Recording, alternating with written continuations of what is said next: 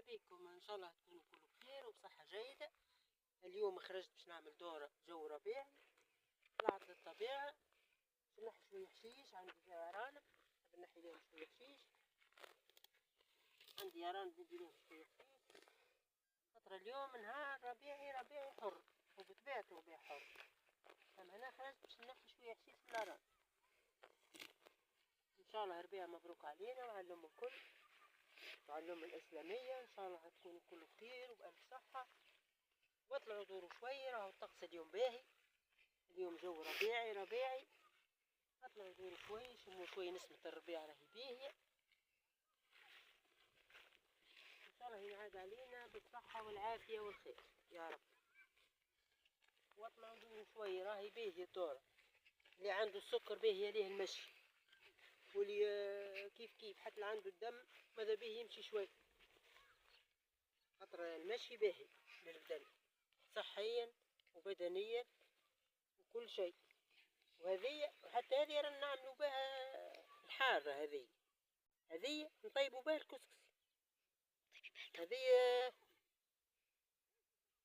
زمنية، هذه نحوها. والحارة الصفرة كل ورقتها صفرة، هذيك كيف نعملوا بها الكسكسي. وكراع الدجاج نعملوها سلاطة. توا راهي موجودة برشا، عاد ثبت المطر غيثنا ربي. ان شاء الله ربي يغيثنا بالغيث النافع.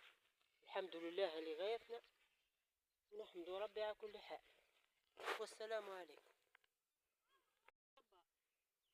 هذايا فيه جيل وفيه كولاجين، هذايا صالح لكل شيء، إزالة التجاعيد، الشعر، كل شيء. هذا اللي عنده ينحي ويقسمه هكا حلو، ينحي بمغرفة ويعملها ماسك لشعره والوجه واليدين.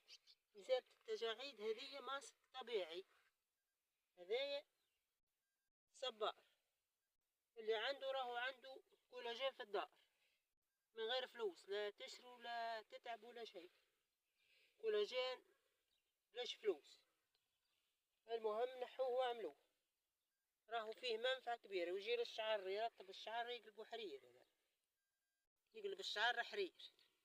والوجه ناحية التجاعيد من اليدين، اي بلاصة فيها التجاعيد اعملوها، وللرقبة كل صالح كل شيء.